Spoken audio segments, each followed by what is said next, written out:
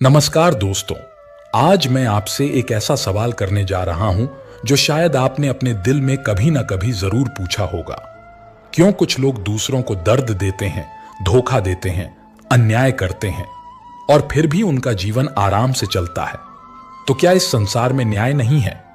क्या भगवान उन्हें देख नहीं रहे? तो फिर इंसान को बुरे कर्म की सजा कब मिलती है? यह सवाल बहुत पुराने हैं और शायद मानव के अस्तित्व जितने ही पुराने, लेकिन इसका जवाब भी उतना ही गहरा और सूक्ष्म है। आज मैं आपको इस प्रश्न का एक ऐसा उत्तर देने जा रहा हूं जो केवल शब्दों का नहीं बल्कि अनुभव और आध्यात्म का भी है। और साथ ही हम सुनेंगे कुछ ऐसी कहानियां जो इस बात को समझने में हमारी मदद करेंगी। तो चलिए इस यात्रा की शुरुआत करते हैं। हर कर्म का फल तय है, लेकिन वह फल तुरंत मिले, कुछ समय बाद मिले या अगले जन्म में मिले, यह निर्भर करता है उस कर्म की प्रकृति और उस व्यक्ति के जीवन पथ पर। बुरे कर्मों का फल अक्सर तब मिलता है जब व्यक्ति अपने कर्मों को तुच्छ समझकर और अधिक पाप करने लगता है। ईश्वर तब सजा देते हैं ताकि उसे झटका लगे और वह सुधर सके। जैसे रावण को भी तुरंत सजा नहीं मिली। जब उसने मर्यादा की हर सीमा लांघ दी, तभी राम ने उसका अंत किया। ईश्वर तब हस्तक्षेप करते हैं जब किसी का बुरा कर्म दूसरों को अत्यधिक हानि पहुंचाने लगता है। दुर्योधन के अत्याचार तब तक चलते रहे जब तक उसने द्रौपदी का अपमान नहीं किया। वहीं से उसके पतन की शुरुआत हुई। कभी कभी सजा हमें जीवन में दर्द के रूप में मिलती है, लेकिन वह हमें जागरूक करने, सुधारने और नई दिशा देने के लिए आती है, जैसे बीमारी, अपमान, धोखा, मानसिक शांति का ह्रास। यह सब जीवन की ऐसी घटनाएं होती हैं जो आत्मा को झकझोर देती हैं और इंसान अपने कर्मों पर विचार करने लगता है। अगर कोई व्यक्ति जीवन भर बुरे कर्म करता रहा और उसे इस जन्म में कोई बड़ी सजा नहीं मिली, तो वे कर्म उसका पीछा नहीं छोड़ते। वे अगले जन्म में दुर्भाग्य, गरीबी, रोग, रिश्तों में टूटन, आत्मिक शांति की कमी जैसे रूप में सामने आते हैं। कभी कभी व्यक्ति को अपनी गलती का एहसास तब होता है जब सुधार का कोई मौका नहीं बचता। यह मानसिक कष्ट इतना बड़ा होता है कि वह सजा से भी अधिक पीड़ादायक हो सकता है। समय चाहे आज हो या कल, यह सृष्टि का नियम है कि हर कर्म अपने फल को साथ लेकर चलता है। श्री कृष्ण के अनुसार जब पाप अपनी सीमा पार कर लेता है, तब ईश्वर स्वयं न्याय करने के लिए अवतरित होते हैं। बहुत समय पहले की बात है। एक राजा था जिसके पास सब कुछ था, धन, शक्ति, सम्मान, लेकिन उसका दिल कठोर था और व्यवहार अन्यायपूर्ण। उसने कई बार लोगों को नुकसान पहुंचाया बिना किसी पछतावे के। लोग उससे डरते थे, पर वे सोचते थे, क्या उसे कभी उसका फल नहीं मिलेगा? राजा की कहानी में छुपा है एक गहरा सत्य, और यही सत्य मैं आज आपसे साझा करने वाला हूं। यह कहानी हमें बताती है कि कर्म के फल को समझने के लिए हमें धैर्य रखना पड़ता है, क्योंकि सजा हमेशा समय पर नहीं आती, लेकिन निश्चित रूप से आती है। और इस सच्चाई को समझना जरूरी है, क्योंकि यही जीवन का सबसे बड़ा नियम है। जैसा कर्म करेंगे वैसा फल मिलेगा। उस राजा का नाम था भीमसेन। भीमसेन के पास था सब कुछ, शक्ति, दौलत, सम्मान, लेकिन उसका दिल था पत्थर जैसा कठोर। उसके राज्य में लोग डरते थे, क्योंकि वह न केवल कठोर था बल्कि न्याय करने में भी अंधा था। एक दिन भीमसेन ने एक गरीब किसान को अपने दरबार में बुलाया। किसान के पास अपनी जमीन की सच्चाई साबित करने के लिए कोई दस्तावेज नहीं था। राजा ने बिना सुने ही उसकी जमीन हड़प ली। किसान अपने घर गया, हाथ जोड़े और आसमान की ओर देखा। हे ईश्वर, न्याय कब मिलेगा? लेकिन न्याय तुरंत नहीं मिला। भीमसेन ने उसी दिन महल में एक भव्य जश्न मनाया। सारा शहर भीमसेन की शान में झूम रहा था, पर राजा के चेहरे पर कभी संतोष नहीं था। रात को जब सब सो रहे थे, भीमसेन के सपनों में वह किसान बार बार आता रहा। उसका दर्द भीमसेन के दिल को भेदता, पर वह उसे अनसुना करता रहा। समय बीतता गया। भीमसेन के घर में झगड़े होने लगे। उसके पुत्रों में लड़ाई हुई, धन कम होने लगा और राजा बीमार पड़ गया। लोग कहते थे यह सब उसके बुरे कर्मों की सजा है, पर भीमसेन इसे नजरअंदाज करता रहा। एक दिन राजा के पास एक ऋषि आए। ऋषि ने राजा से कहा, भीमसेन, तुम्हारे कर्म जैसे बीज हैं जो जमीन में गड़े हैं, जैसे ही सही मौसम आएगा वे अंकुरित होंगे। तुम्हारे बुरे कर्मों की सजा आनी निश्चित है। राजा ने पूछा, ऋषिवर कितनी देर और? क्या मुझे मेरे कर्मों का फल जीवित रहते ही मिलेगा? ऋषि मुस्कुराते हुए बोले, कभी कभी सजा तत्काल मिलती है, कभी कई जन्मों तक इंतजार करना पड़ता है। पर एक बात सुनिश्चित है, धरा पर कोई भी कर्म नष्ट नहीं होता। यह कहानी हमें सिखाती है कि कर्म का फल कभी कभी देर से आता है, पर वह अवश्य आता है। और यह सत्य हमें समझना होगा, क्योंकि हम सभी कर्म के अधिकारी हैं, अच्छे और बुरे दोनों। श्री कृष्ण ने बताया है कि हर कर्म का एक फल होता है, चाहे वह अच्छा हो या बुरा, और वह फल या तो इस जीवन में मिलता है या अगले जन्मों में। हमारे कर्म हमारे बीज हैं और हमारा जीवन हमारा वृक्ष। जो बीज हम बोते हैं वही फलता है। अगर हम बुरे कर्म करते हैं तो हमें उनके दुष्परिणाम भुगतने पड़ते हैं। गलतियां करना मानवीय है, पर उन्हें सुधारना ही सबसे बड़ा धर्म है। कई बार इंसान बुरे कर्म करने के बाद भी सोचता है, मुझे कोई नहीं देख रहा, मैं बच जाऊंगा। परंतु वह यह भूल जाता है कि ब्रह्मांड की नजर सदैव उस पर रहती है। जिस क्षण उसने बुरा कर्म किया, उसी क्षण उसकी आत्मा पर उसका असर दिखने लगता है। यह प्रभाव तुरंत दिखाई नहीं देता, पर वह अंदरूनी रूप से उसे नुकसान पहुंचाता है। कर्मों का असर 3 तरह से होता है। पहला, यह जीवन में दुख और विफलता लाता है। दूसरा, यह हमारे मन को अशांत करता है और हमें मानसिक तनाव में डालता है। तीसरा, यह अगले जन्म में भी हमारे भाग्य को प्रभावित करता है। इसीलिए कर्म करते समय हमेशा ध्यान रखो कि तुम्हारा कर्म ईमानदारी, प्रेम और न्याय पर आधारित हो। तभी जीवन में शांति और संतोष मिलेगा। और अगर कोई बुरा कर्म कर बैठा है तो घबराओ मत, पश्चाताप करो, सुधार करो और अच्छे कर्म करो। भगवान की कृपा और अपने सच्चे प्रयास से तुम अपने कर्मों का फल सुधार सकते हो। बहुत समय पहले की बात है। भारत के उत्तरी भाग में दूर बसे एक राज्य में 2 भाई रहते थे, जिनमें से एक अमीर और दूसरा बहुत गरीब था। गरीब भाई का नाम भोला था और अमीर भाई का नाम श्रीनाथ। अमीर भाई सुंदर था, सोने चांदी के गहने बनाता था, लेकिन उसका दिल पत्थर से भी ज्यादा कठोर था। उसके जीवन में सिर्फ रुपयों पैसों का मूल्य था, रिश्तों और मानवता का नामो निशान तक नहीं था।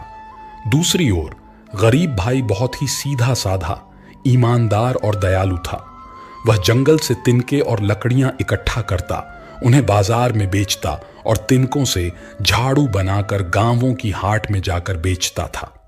इन्हीं पैसों से वह अपने परिवार का गुजारा करता था। अमीर भाई की कोई संतान नहीं थी, लेकिन गरीब भाई के 2 जुड़वां बेटे थे।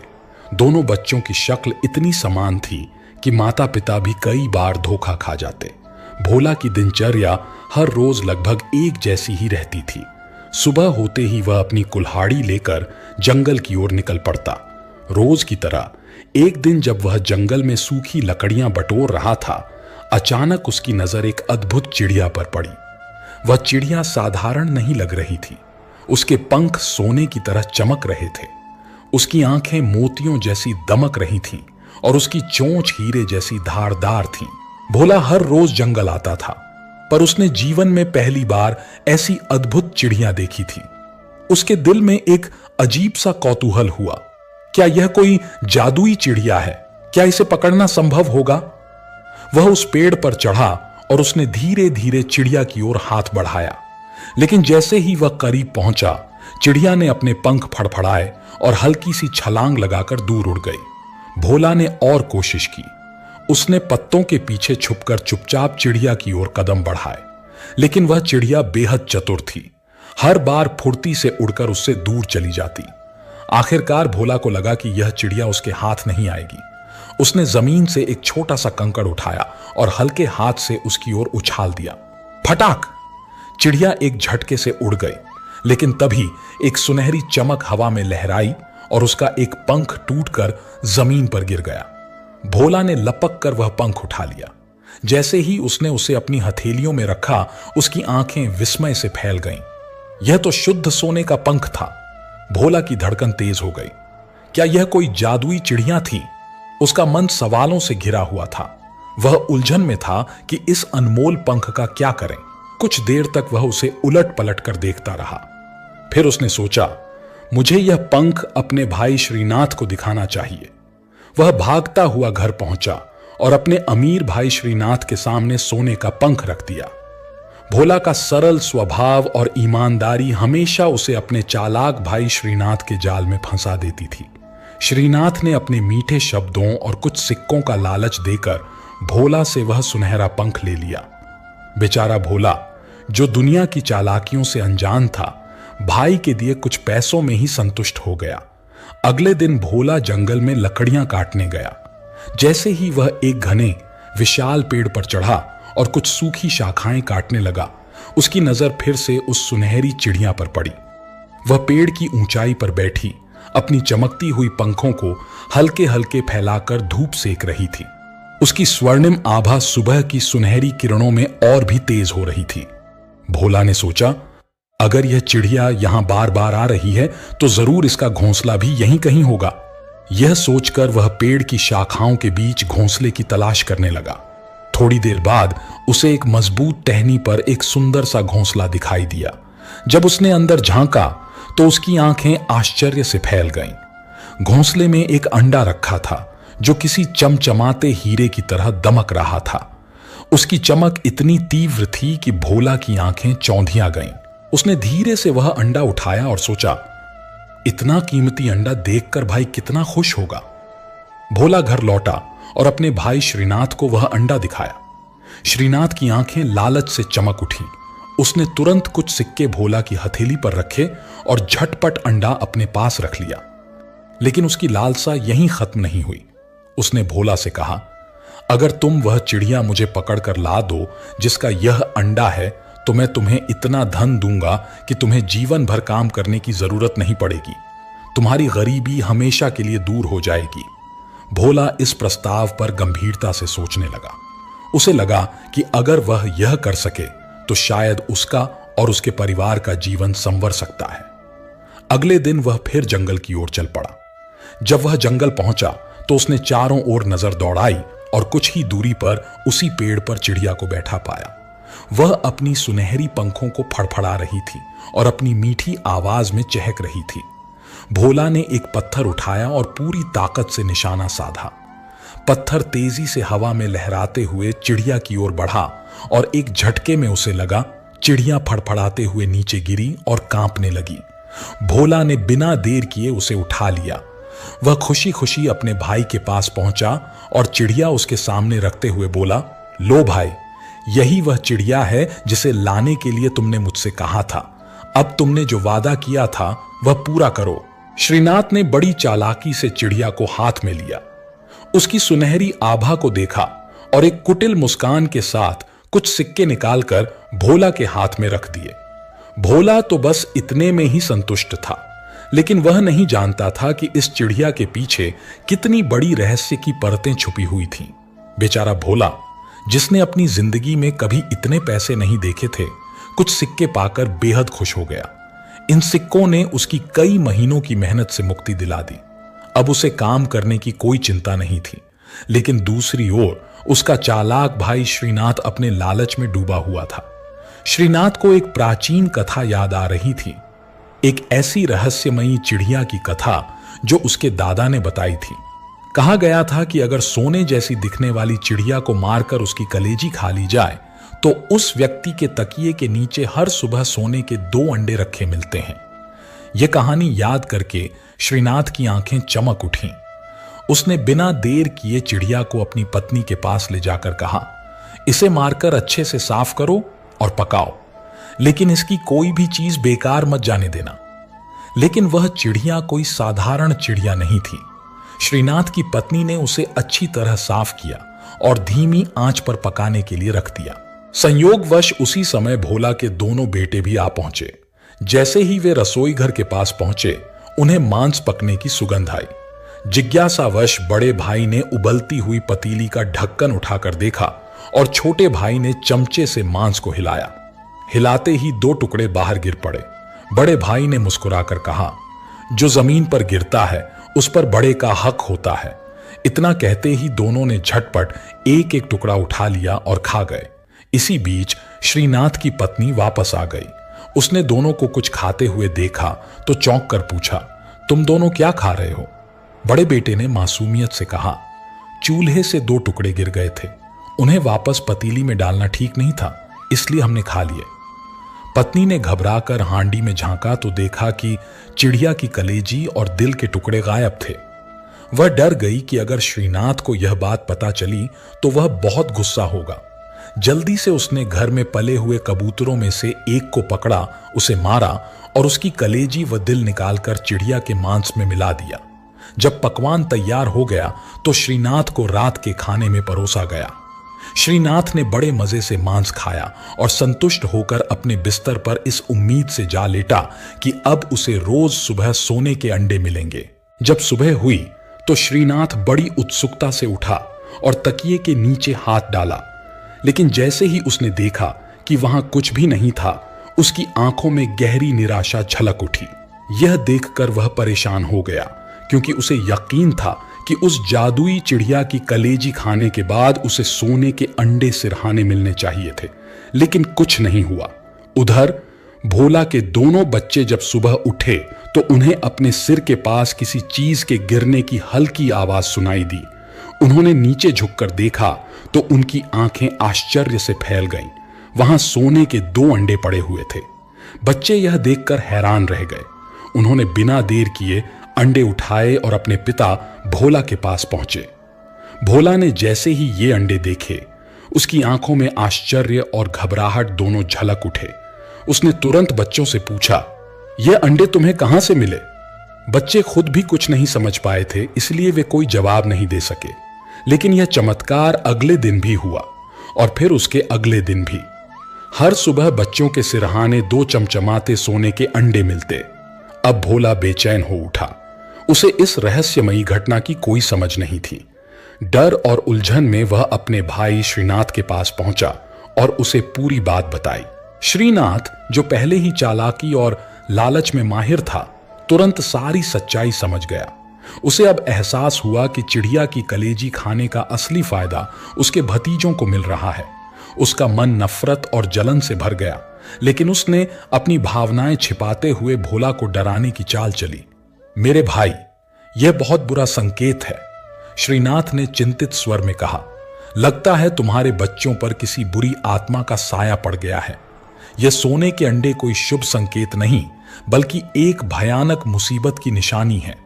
अगर तुमने इन्हें अपने घर में रखा तो यह तुम्हारी बदकिस्मती बन जाएंगे। तुम्हें इन्हें फौरन जंगल में छोड़ देना चाहिए, वरना तुम्हारे पूरे परिवार पर आफत आ जाएगी। भोला सीधा साधा आदमी था। उसे सही गलत की परख नहीं थी। वह हमेशा अपने चालाक भाई पर भरोसा करता था। श्रीनाथ की बात सुनकर उसका दिल डर से भर गया। अपने ही बच्चों को अभिशाप मानकर उसने उन्हें जंगल में छोड़ने का कठोर फैसला कर लिया। एक दिन जब सूरज ढल रहा था, भोला अपने दोनों मासूम बेटों को लेकर घने जंगल में पहुंचा। वहां हर ओर अंधेरा और सन्नाटा था। चिड़ियों की आवाजें धीरे धीरे धीमी पड़ रही थीं। बच्चों को यह समझ नहीं आ रहा था कि उनके पिता उन्हें जंगल में क्यों लाए हैं। फिर अचानक भोला ने बच्चों से कहा, तुम यहां खेलो, मैं अभी आता हूं। और यह कहकर वह चुपचाप पीछे हटने लगा। बच्चों को तब तक एहसास नहीं हुआ कि उनका पिता उन्हें अकेला छोड़कर जा रहा है, लेकिन जैसे ही उन्होंने मुड़कर देखा, उनका दिल जोर जोर से धड़कने लगा। पिताजी, आप कहां जा रहे हैं?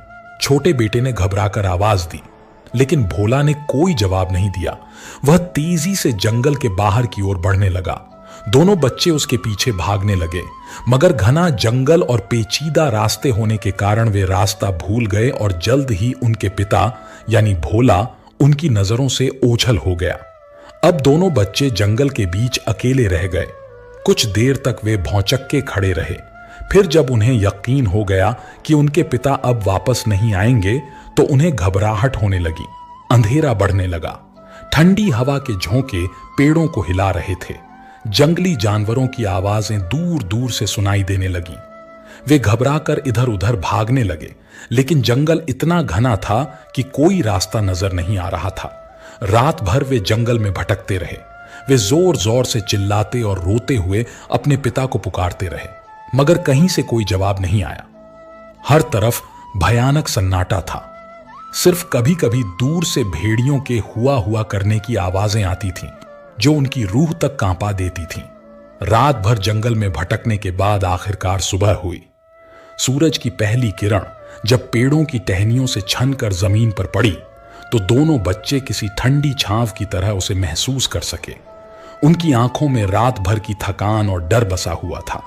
जंगल की ठंडी हवा अभी भी बह रही थी और दूर से पक्षियों के चहकने की हल्की आवाजें सुनाई दे रही थी। थोड़ी देर तक वे दोनों इधर उधर भटकते रहे, अपने घर का रास्ता तलाशते रहे, लेकिन चारों तरफ केवल ऊंचे ऊंचे पेड़, झाड़ियां और दूर दूर तक फैला घना जंगल था। भूख और थकान के कारण उनके कदम डगमगाने लगे। उनकी आंखों में आंसू आ चुके थे, लेकिन अब रोने से भी कोई फायदा नहीं था। तभी उन्हें कुछ दूरी पर पत्तों की सरसराहट सुनाई दी। दोनों बच्चे चौकन्ने हो गए। डर के मारे उनके दिल की धड़कनें तेज हो गईं। कहीं यह कोई जंगली जानवर तो नहीं? लेकिन फिर अचानक झाड़ियों के पीछे से एक व्यक्ति निकला। वह एक शिकारी था, कंधे पर तीर कमान लटकाए हुए, कमर में एक छोटी तलवार बांधे हुए और हाथ में एक लकड़ी का डंडा पकड़े हुए। शिकारी ने बच्चों को देखा और रुक गया। उसने उनकी हालत पर नजर डाली, गंदे कपड़े, धूल से सने चेहरे और आंखों में डर। वह समझ गया कि ये बच्चे भूले भटके यहां आ गए हैं। उसने धीमे स्वर में पूछा, बच्चों, तुम कौन हो? इस जंगल में क्या कर रहे हो? बड़ा बेटा थोड़ी हिम्मत जुटाकर बोला, हम एक गरीब बाप के बेटे हैं। हमें कुछ दिनों से हर सुबह सोने का एक एक अंडा मिलता था, लेकिन हमारे पिता को लगा कि हम पर कोई बुरी ताकत हावी हो गई है। इसी डर से उन्होंने हमें जंगल में छोड़ दिया। शिकारी उनकी बातें सुनकर थोड़ा हैरान हुआ, लेकिन फिर उसने गहरी सांस ली और बच्चों को ध्यान से देखा। सोने के अंडे? शिकारी ने संदेह से पूछा, क्या तुम सच कह रहे हो? बच्चे कुछ नहीं बोले। वे पहले ही बहुत सहमे हुए थे। शिकारी ने उनके सिर पर प्यार से हाथ फेरा और कहा, चिंता मत करो, पहले चलो कुछ खा लो। भूखे पेट सही सोच भी नहीं सकते। बच्चे उसके पीछे पीछे चल पड़े। उन्हें नहीं पता था कि यह शिकारी कौन है, लेकिन उनके पास कोई और रास्ता भी नहीं था। शिकारी उन्हें अपने घर ले गया। संयोग से शिकारी की कोई संतान नहीं थी। उसने दोनों भाइयों को अपने बेटों की तरह पाला और उन्हें शिकारी बनने की कला सिखाई। बड़े भाई का नाम सुकेश रखा और छोटे भाई का श्रीधर। धीरे धीरे दोनों भाई तेज और कुशल शिकारी बन गए। जंगल में उनके नाम की धाक जम गई।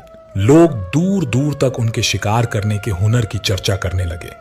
जब दोनों पूरी तरह से सक्षम हो गए तो एक दिन शिकारी ने उनसे कहा, अब तुम दोनों आजाद हो, जहां चाहो जा सकते हो। यह सुनकर दोनों भाई एक दूसरे को देखने लगे। वे शिकारी से बहुत प्यार करने लगे थे, मगर अब उन्हें अपनी राह खुद तय करनी थी। विदा होने से पहले शिकारी ने उन्हें एक चमकदार चाकू दिया और कहा, अगर कभी तुम दोनों अलग हो जाओ तो इस चाकू को किसी ऐसे पेड़ में गाड़ देना जहां से दो रास्ते अलग अलग जाते हों। अगर खोया हुआ भाई उस रास्ते से गुजरेगा तो उसे अपने भाई का पता चल जाएगा, लेकिन यदि दुर्भाग्य से तुम में से कोई एक मर गया तो यह चाकू जंग लगकर काला पड़ जाएगा। जब तक तुम दोनों जीवित रहोगे तब तक यह चमकदार रहेगा। बड़े भाई सुकेश ने चाकू ले लिया। दोनों भाई शिकारी के पैर छूकर सफर पर निकल पड़े। दिन भर चलने के बाद जब शाम ढली तो वे एक घने जंगल में पहुंचे। उन्होंने एक बड़े पेड़ के नीचे बैठकर पोटली से खाना निकाला और खुली हवा में सो गए। सुबह फिर यात्रा शुरू की, मगर जंगल से बाहर निकलना आसान नहीं था। दिन भर भटकने के बाद भी उन्हें कोई रास्ता नहीं मिला। शाम होते होते वे बहुत थक चुके थे और भूख से बेहाल थे। तब बड़े भाई ने कहा, हमें रात के खाने के लिए कुछ शिकार करना चाहिए। छोटे भाई ने हामी भरी और दोनों ने शिकार की तैयारी की। बड़े भाई ने अपनी बंदूक एक झाड़ी पर तानी और निशाना साधा। अचानक झाड़ी में हलचल हुई और एक खरगोश तेजी से बाहर भागा। छोटे भाई ने तुरंत दूसरा निशाना लगाया, मगर गोली खरगोश को हल्के से छू गई और वह घायल होकर गिर पड़ा। जैसे ही दोनों भाई खरगोश के पास पहुंचे, वह कराहते हुए बोला, हे बहादुर शिकारी, अगर तुम मुझे छोड़ दोगे तो मैं तुम्हें 2 खरगोश लाकर दूंगा। दोनों भाई उसकी बात सुनकर एक दूसरे को देखने लगे। कुछ सोचने के बाद उन्होंने उस घायल खरगोश पर भरोसा किया और उसे छोड़ दिया। थोड़ी देर बाद झाड़ियों के पीछे से खरगोश लौट आया। इस बार उसके साथ 2 छोटे छोटे खरगोश थे, बिल्कुल सफेद मुलायम रुई जैसे। उनकी चमकती हुई लाल आंखें मासूमियत से इधर उधर देख रही थीं। दोनों शिकारी भाइयों का मन पिघल गया। वे इतने प्यारे थे कि उन्हें मारने का विचार भी मन में नहीं आया। उन्होंने उन खरगोशों को धीरे से अपनी गोद में उठा लिया। छोटे छोटे पंजों से वे भाइयों के हाथों को चुभने लगे, जैसे कोई नटखट बच्चा खेल रहा हो। इतने में बड़े खरगोश ने अपने अगले दोनों पंजे जोड़ लिए, मानो धन्यवाद कर रहा हो। दोनों भाइयों ने मुस्कुराकर उसे जाने दिया। कुछ समय बाद भूख ने फिर से सताना शुरू कर दिया। हालांकि उन्होंने कुछ जंगली फल खाए थे, लेकिन वे पेट भरने के लिए काफी नहीं थे। इस बार उन्होंने ठान लिया कि किसी बड़े जानवर का शिकार करना ही पड़ेगा। उसी समय एक लोमड़ी सामने से गुजरती हुई दिखाई दी। उसकी चमकदार नारंगी फर सूरज की रोशनी में दमक रही थी। उसकी पूंछ लंबी और घनी थी और उसकी आंखों में चतुराई थी। छोटे भाई ने झट से बंदूक उठाई और निशाना साधा। गोली चलने ही वाली थी कि लोमड़ी ठहर गई। उसने अपनी चालाक आंखों से शिकारी को देखा और शांत स्वर में कहा, हे वीर शिकारी, यदि तुम मुझे छोड़ दोगे तो मैं तुम्हें 2 लोमड़ी के बच्चे ला दूंगी। दोनों भाई फिर से सोच में पड़ गए। यह संयोग भी कुछ वैसा ही था जैसा पहले हुआ था। अंततः उन्होंने लोमड़ी पर भरोसा किया और उसे जाने दिया। लोमड़ी छलांग मारकर झाड़ियों में गायब हो गई। कुछ क्षणों बाद पत्तों की सरसराहट के साथ वह लौटी, इस बार 2 नन्हे लोमड़ी के शावकों के साथ। वे अपने पंजों पर लड़खड़ाते हुए चल रहे थे। उनकी मासूम आंखों में अचरज था, मानो वे सोच रहे हों कि यह कैसा संसार है। शिकारी भाइयों को उन पर दया आ गई। उन्होंने उन नन्हे लोमड़ियों को भी अपने पास रख लिया। लेकिन भूख अब और तेज हो चुकी थी। इस बार दोनों भाइयों ने तय कर लिया कि अब जो भी जानवर सामने आएगा वे उसे शिकार किए बिना नहीं छोड़ेंगे। कुछ ही देर बाद झाड़ियों के पीछे से एक भेड़िया निकला। उसकी हल्के भूरे रंग की चमकदार खाल थी। चाल धीमी थी, मगर आंखें चौकन्नी थीं। बड़े भाई ने फौरन बंदूक तानी, लेकिन तभी भेड़िया कातर स्वर में बोला, हे वीर शिकारी, यदि तुम मुझे जीवित छोड़ दोगे तो मैं तुम्हें 2 भेड़ियों के बच्चे ला दूंगा। दोनों भाई फिर से सोच में पड़ गए। यह तीसरी बार था जब किसी जानवर ने जीवन की भीख मांगी थी। आखिरकार उन्होंने फिर से जीवन दान देने का फैसला किया। भेड़िया तुरंत जंगल में लुप्त हो गया। कुछ ही देर बाद वह वापस लौटा और उसके पीछे पीछे 2 छोटे भेड़िए डगमगाते हुए आ रहे थे। उनकी आंखों में अनदेखी दुनिया की जिज्ञासा थी और उनकी मासूमियत दिल को छू लेने वाली थी। अब शिकारी भाइयों के पास खरगोश, लोमड़ी और भेड़िए के नन्हे शावक थे। उन्होंने उन्हें स्नेह से अपनी गोद में उठा लिया। जंगल के घने पेड़ों के बीच से गुजरते हुए दोनों शिकारी अपनी ही सोच में डूबे हुए थे। उनके साथ अब खरगोश, लोमड़ी और भेड़िए के नन्हे शावक थे। जंगल की ठंडी हवा उनके चेहरे को छू रही थी और पक्षियों की चहचहाट दूर तक सुनाई दे रही थी। अचानक सामने से एक बड़ा सा भालू दिखाई दिया। उसका कद विशाल था और उसके गहरे भूरे रंग के रोएं धूप में चमक रहे थे। शिकारी उसे देखते ही सतर्क हो गए और बंदूक तान ली, लेकिन भालू घबराने के बजाय ठहर गया और भारी आवाज में बोला, हे शिकारी, यदि तुम मुझे जीवित छोड़ दो तो मैं तुम्हें 2 छोटे भालू के बच्चे ला दूंगा। वे तुम्हारी रक्षा भी कर सकते हैं। दोनों भाइयों ने एक दूसरे की ओर देखा। उन्हें अब तक जितने भी जानवर मिले थे, सभी ने जीवन दान के बदले कुछ न कुछ देने का वादा किया था। उन्होंने कुछ सोचा और फिर सिर हिलाकर सहमति दे दी। भालू जंगल में ओझल हो गया और थोड़ी देर बाद वह 2 छोटे भालू के बच्चों के साथ लौट आया। वे गोल मटोल थे। उनकी नन्ही नन्ही आंखें चमक रही थीं और वे धीरे धीरे उछल कूद कर रहे थे। शिकारी भाइयों को वे बहुत प्यारे लगे, इसलिए उन्होंने उन्हें भी अपने साथ रख लिया। अब उनके साथ खरगोश, लोमड़ी, भेड़िए और भालू के बच्चे थे। धीरे धीरे वे आगे बढ़ने लगे, लेकिन अभी वे मुश्किल से कुछ ही दूर गए होंगे कि अचानक उनके सामने एक शेर आ खड़ा हुआ। उसकी चमचमाती सुनहरी त्वचा और तीखी आंखें भय उत्पन्न कर रही थीं। शिकारी ने बिना किसी डर के अपनी बंदूक उठा ली, लेकिन जैसे ही उन्होंने निशाना साधा, शेर ने गरज कर कहा, यदि तुम मुझे जीवित छोड़ दो तो मैं तुम्हें 2 शेर के बच्चे लाकर दूंगा। दोनों भाई हैरान थे। आज जंगल में अजीब ही घटनाएं हो रही थीं, लेकिन अब तक उनके पास जो जानवर थे वे सभी पहले जीवनदान मांग चुके थे। उन्होंने एक बार फिर सहमति दी और शेर कुछ ही पलों में झाड़ियों में गायब हो गया। थोड़ी देर बाद वह 2 छोटे शेर के शावकों के साथ लौटा। वे अपनी छोटी पूंछ हिलाते हुए धीरे धीरे चल रहे थे। शिकारी भाइयों को उनकी मासूमियत देखकर दया आ गई और उन्होंने उन्हें भी अपने साथ रख लिया। अब उनके पास खरगोश, लोमड़ी, भेड़ियां, भालू और शेर के बच्चे थे, लेकिन समस्या यह थी कि वे खुद भूखे थे। कई घंटे बीत चुके थे और अब भूख असहनीय हो गई थी। उन्होंने लोमड़ियों की ओर देखा और कहा, तुम जंगल के सबसे चतुर जानवर मानी जाती हो। तुम्हें रास्ते और शिकार के बारे में सबसे ज्यादा पता होता है। अगर तुम्हें कोई उपाय सूझता है तो जल्दी बताओ।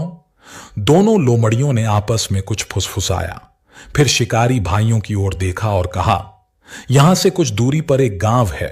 हमारे मां बाप वहां से अक्सर मुर्गियां लाया करते थे। हम तुम्हें वहां ले चलते हैं। तुम गांव के बाहर इंतजार करना, हम तुम्हारे लिए 2 मुर्गियां पकड़ लाएंगे। दोनों भाइयों को यह सुझाव अच्छा लगा। वे लोमड़ियों के पीछे पीछे गांव की ओर बढ़े। कुछ ही देर में वे गांव के पास पहुंच गए। गांव की बत्तियां टिमटिमा रही थीं और कहीं कहीं से लोगों के बातचीत करने की आवाजें आ रही थीं। शिकारी गांव के बाहर ठहर गए और दोनों लोमड़ियां दबे पांव गांव के भीतर चली गईं। कुछ देर बाद वे वापस आईं और उन्होंने शिकारियों को कुछ मुर्गियां दिखाई, लेकिन शिकारी भाइयों ने उन मुर्गियों को पकड़ने से इनकार कर दिया। कई दिनों तक दोनों भाई यूं ही जंगलों और पहाड़ों से गुजरते रहे। उनके साथ अब भी वे जानवर थे, जिनके कारण उनका सफर कुछ आसान भी था और रोचक भी। लेकिन एक दिन उनकी मुलाकात एक धनी व्यक्ति से हुई। वह व्यक्ति रौबदार था और उसकी पोशाक से साफ झलक रहा था कि वह किसी ऊंचे घराने से ताल्लुक रखता है। उसने दोनों भाइयों को ध्यान से देखा और फिर कहा, मैंने सुना है कि तुम दोनों बहुत अच्छे शिकारी हो। मुझे अपने लिए एक भरोसेमंद शिकारी की जरूरत है। अगर तुम में से कोई मेरे साथ चलना चाहे तो मैं उसे अच्छा इनाम दूंगा और अपना सेवक बना लूंगा। दोनों भाइयों ने एक दूसरे की ओर देखा। वे साथ रहना चाहते थे, लेकिन यह एक अच्छा अवसर भी था। उन्होंने आपस में कुछ विचार किया और फिर छोटे भाई श्रीधर ने उस अमीर व्यक्ति के साथ जाने की सहमति दे दी। अब दोनों भाइयों को अलग होने का समय आ गया था। उन्होंने अपने सामान को अलग किया और साथ लाए हुए जानवरों को भी बांट लिया। सुकेश ने एक शेर, एक भालू, एक भेड़िया, एक लोमड़ी और एक खरगोश अपने पास रखे, जबकि श्रीधर ने बाकी जानवर अपने साथ रख लिए। विदा लेते समय दोनों भाइयों ने भावुक होकर एक दूसरे को गले लगाया। उनके पिता ने उन्हें एक चाकू दिया था, जिसे उन्होंने एक घने पेड़ के तने में गाड़ दिया। यह निशानी थी कि जब भी कोई मुसीबत में होगा तो दूसरा भाई उसे ढूंढ सकेगा। अब उनके रास्ते अलग अलग हो चुके थे। सुकेश पश्चिम की ओर रवाना हुआ और श्रीधर पूर्व दिशा की ओर बढ़ चला। श्रीधर अपने जानवरों के साथ चलता रहा और कुछ ही दिनों बाद एक बड़े शहर में पहुंच गया। लेकिन जैसे ही वह शहर में दाखिल हुआ, उसके कदम ठिठक गए। चारों ओर गहरे रंग के झंडे लहराते दिख रहे थे। गलियां सूनी थीं। लोग उदास चेहरे लिए इधर उधर घूम रहे थे। पूरा शहर किसी मातम में डूबा हुआ लग रहा था। श्रीधर को यह सब देखकर हैरानी हुई। उसने सोचा कि आखिर इस शहर में ऐसा क्या हुआ है। थोड़ी देर बाद वह एक सराय पर पहुंचा जो दूर दूर तक सिंह सराय के नाम से मशहूर थी। लेकिन जैसे ही उसने सराय के फाटक पर नजर डाली तो देखा कि वहां शेर की जगह हिरण की मूर्तियां लगी हुई थीं। यह देखकर उसे और भी अचरज हुआ। वह अंदर गया, अपना सामान एक कमरे में रखा और अपने सभी जानवरों को अस्तबल में बांध दिया। जब वह कुछ आराम करने के लिए बैठा तो उसने सराय के मालिक से पूछा, पूरा शहर इतना गमहीन क्यों है? हर जगह अंधेरा सा माहौल क्यों है? सराय के मालिक ने गहरी सांस ली और भारी आवाज में कहा, कल इस देश की राजकुमारी की मृत्यु होने वाली है। श्रीधर यह सुनकर चौंक पड़ा। क्या वह बहुत ज्यादा बीमार है? सराय वाले ने दुखी स्वर में कहा, नहीं, वह बिल्कुल स्वस्थ है। वह जवान और असाधारण रूप से सुंदर भी है, लेकिन दुर्भाग्य यह है कि उसकी मृत्यु निश्चित है, और वह भी बहुत ही क्रूर तरीके से। इतना कहकर सराय वाला चुप हो गया। उसकी आंखों में दुख साफ झलक रहा था। श्रीधर ने गंभीर स्वर में पूछा, आखिर यह कैसा अभिशाप है? कोई ना कोई कारण तो होगा जो इस तरह मासूम लड़कियों की बलि दी जा रही है। सराय मालिक ने गहरी सांस लेते हुए कहा, यहां से थोड़ी दूरी पर एक विशाल पर्वत है जहां एक भयानक दैत्याकार सर्प रहता है। उसकी 7 फन है और वह इतना विकराल है कि पूरा नगर उससे भयभीत रहता है। उसकी एक शर्त है, हर दिन उसे एक कन्या बलि के रूप में दी जाए। यदि यह शर्त पूरी न की जाए तो वह पूरे राज्य को तहस नहस कर देगा। अब तक नगर की सभी युवतियां उसकी भेंट चढ़ चुकी हैं। अंततः अब राजा की बेटी के अलावा कोई और कन्या बची ही नहीं है।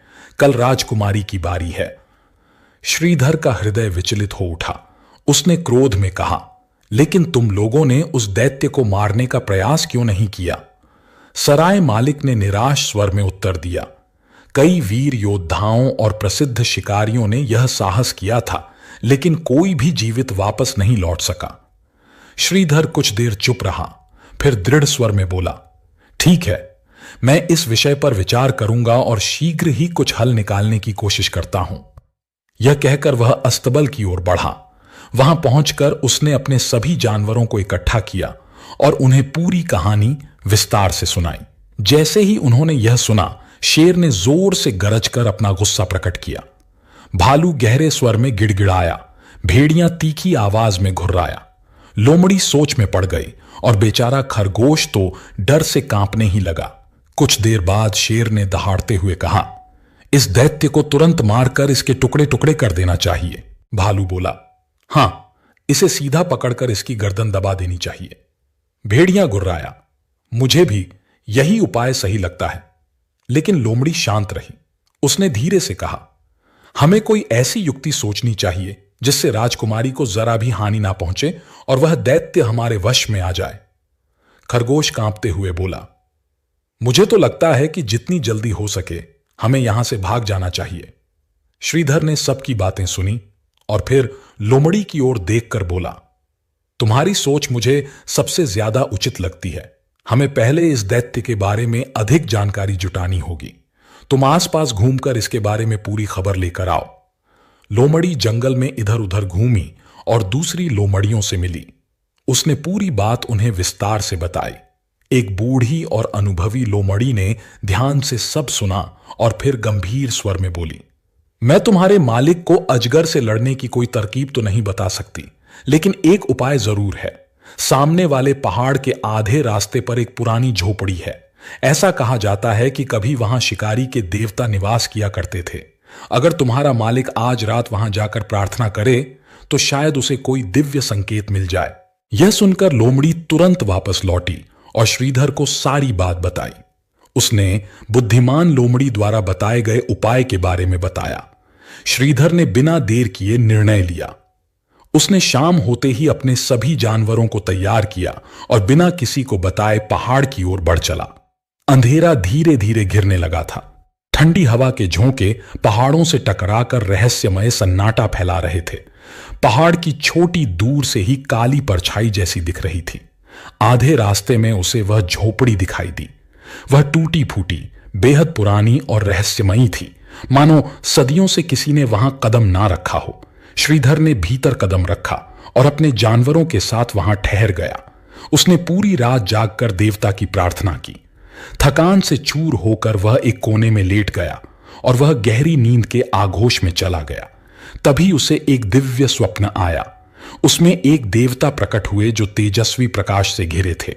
वे गंभीर स्वर में बोले, श्रीधर, सुबह जब तुम उठोगे तो तुम्हें इस झोपड़ी में 3 प्याले मिलेंगे। उन प्यालों में दिव्य पेय भरा होगा। यदि तुम इन तीनों प्यालों को पी जाओ तो तुम इस संसार के सबसे शक्तिशाली व्यक्ति बन जाओगे। उसके बाद झोपड़ी के बाहर जो भारी पत्थर पड़ा है उसे तुम आसानी से उठा सकोगे। उस पत्थर के नीचे एक तलवार छिपी होगी। यह कोई साधारण तलवार नहीं, बल्कि विशेष रूप से उस दैत्याकार अजगर के 7 सिर काटने के लिए ही बनाई गई है। श्रीधर अचानक चौंक कर उठ बैठा। रात की बात एक सपने जैसी लग रही थी, लेकिन जब उसने इधर उधर देखा तो हैरान रह गया। उसके सामने सचमुच 3 प्याले रखे हुए थे जो किसी दिव्य पेय से भरे थे। उसके मन में देवता के शब्द गूंजे और उसने बिना एक पल गवाए तीनों प्याले को एक ही सांस में पी गया। शरबत के 3 प्याले पीते ही श्रीधर के शरीर में एक अद्भुत ऊर्जा जैसी भर गई। उसे लगा जैसे पूरी दुनिया की शक्ति उसमें समा गई हो। उसकी मांसपेशियां लोहे की तरह मजबूत हो गईं और उसके भीतर एक नया आत्मविश्वास जाग उठा। इसके बाद वह झोपड़ी से बाहर निकला। वहां उसकी नजर एक बड़े पत्थर पर पड़ी जो बहुत भारी लग रहा था।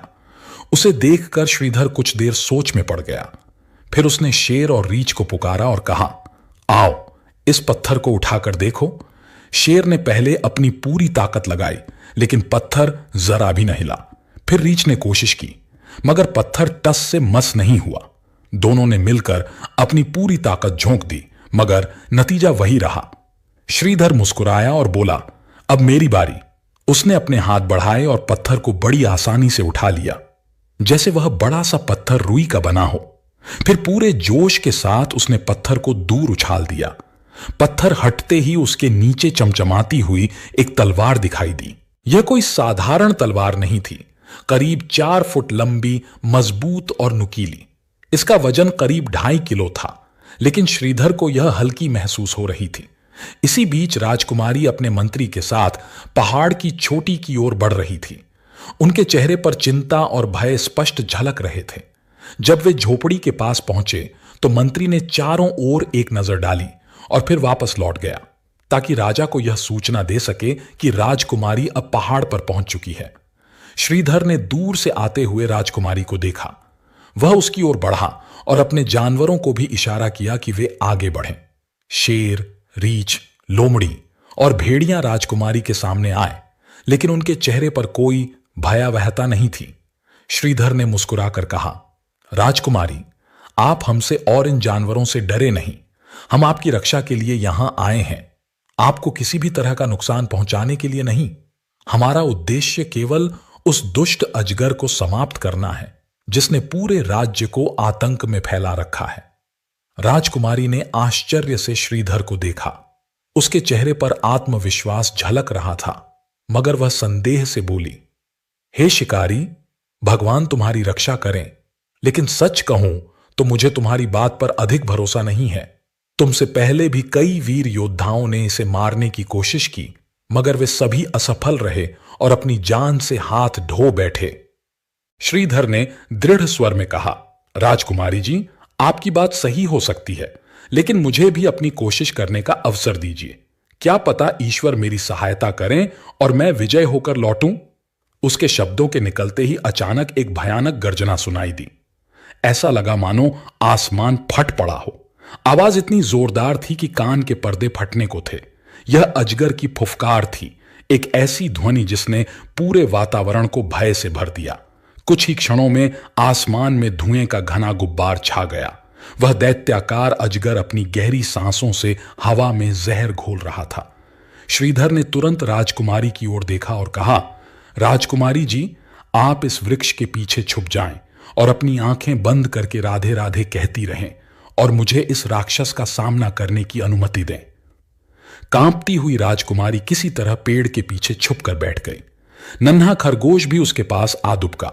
बाकी चारों जानवर, शेर, रीछ, भेड़ियां और लोमड़ी अपने स्वामी के साथ खड़े हो गए, जैसे वे भी इस युद्ध का हिस्सा बनने के लिए तैयार हों।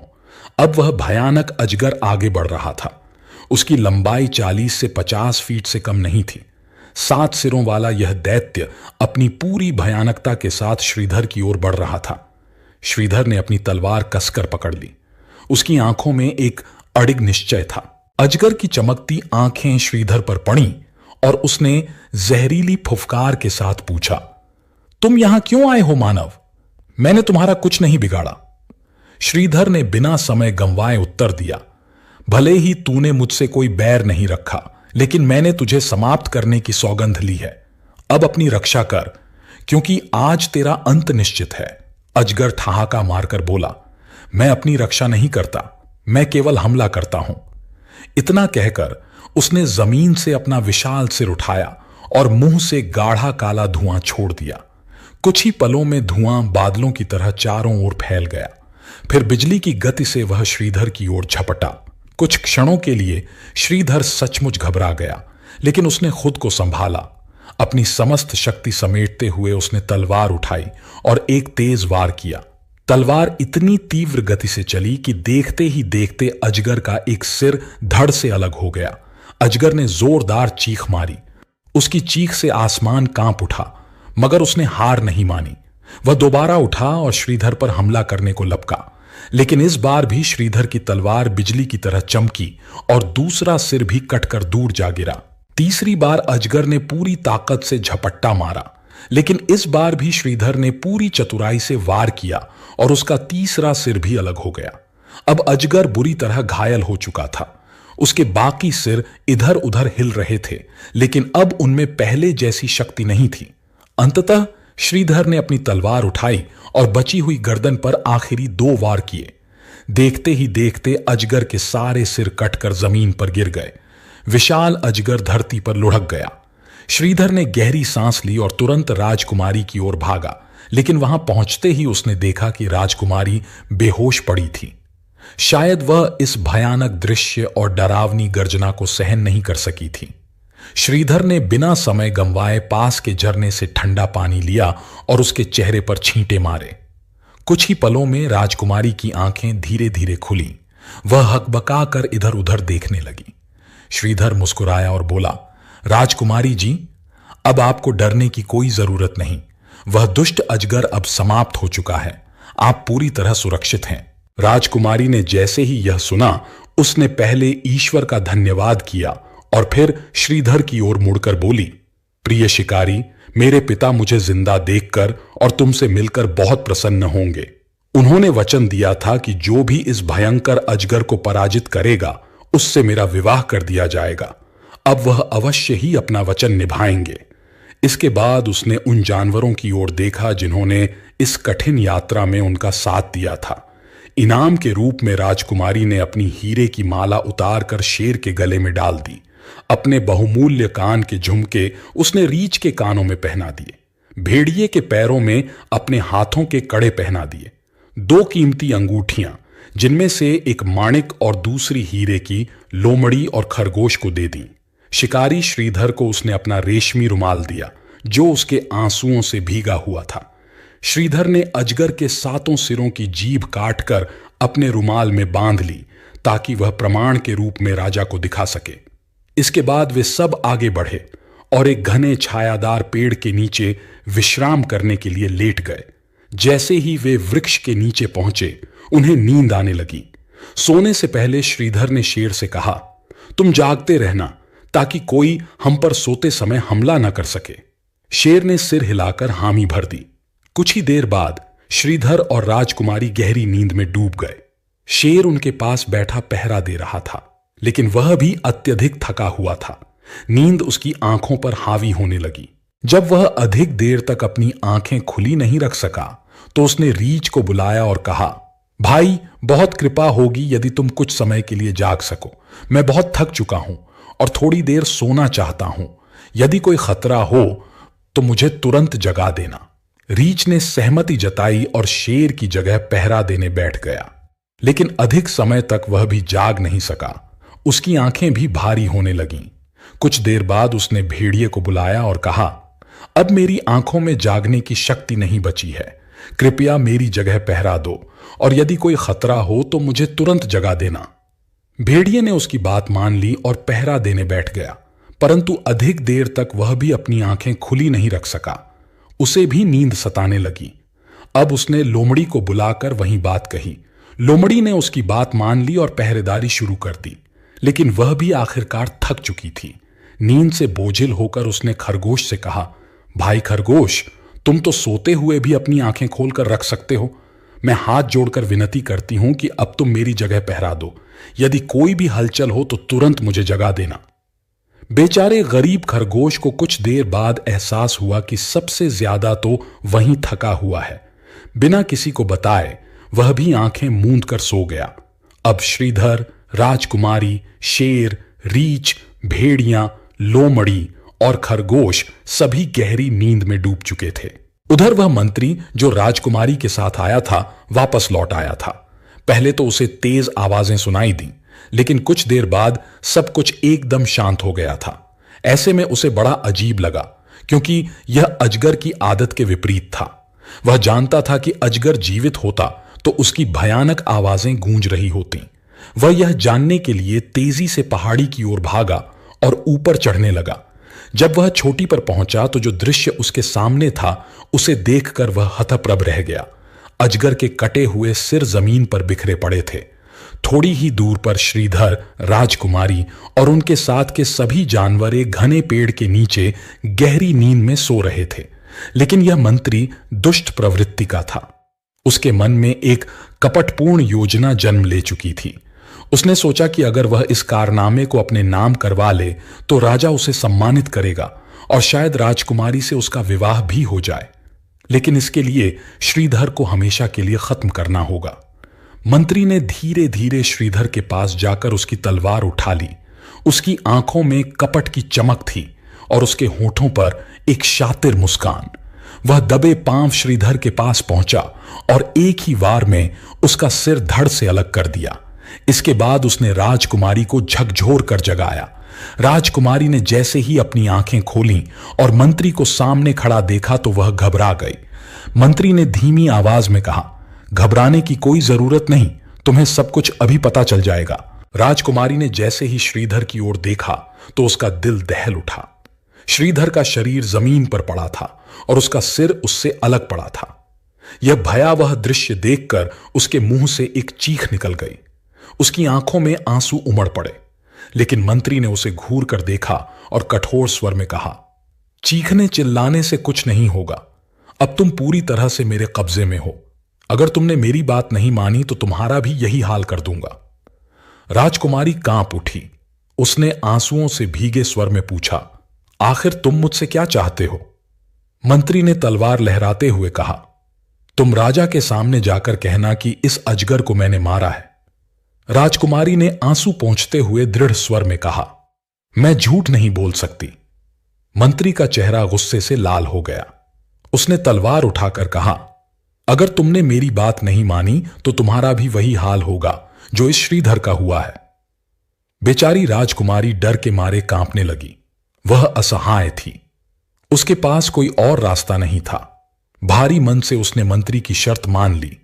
मंत्री ने राहत की सांस ली और राजकुमारी को लेकर राजमहल की ओर चल पड़ा। जब राजा ने अपनी बेटी को जीवित देखा तो उसकी खुशी का ठिकाना ना रहा। उसने तुरंत मंत्री से पूछा, अरे यह तो आश्चर्यजनक है, कैसे मेरी बेटी की जान बच गई? मंत्री ने सर झुकाकर कहा, महाराज, यह सब आपकी कृपा से संभव हुआ। मैंने अपनी जान पर खेलकर राजकुमारी को बचाया और उसे भयानक अजगर का आज अंत कर दिया। राजा ने गर्व से उसकी पीठ थपथपाई और दरबारियों की ओर देखकर कहा, हम इस वीर मंत्री को सम्मानित करेंगे। लेकिन राजकुमारी का दिल रो रहा था। वह जानती थी कि सच क्या था। राजा को जब मारे जाने की खबर मिली तो वह अत्यंत प्रसन्न हुआ, लेकिन साथ ही उसे यह जानकर आश्चर्य भी हुआ कि यह पराक्रम मंत्री ने किया है। वह अपनी बेटी की ओर मुड़ा और उससे पूछा, बेटी, क्या यह सच है? राजकुमारी ने मंत्री की ओर देखा, फिर धीरे से बोली, जो कुछ भी यह कह रहे हैं वही सच होगा। इसके बाद मंत्री ने राजा को उसका वादा याद दिलाया, वह वादा जो उसने अपनी बेटी के विवाह को लेकर किया था।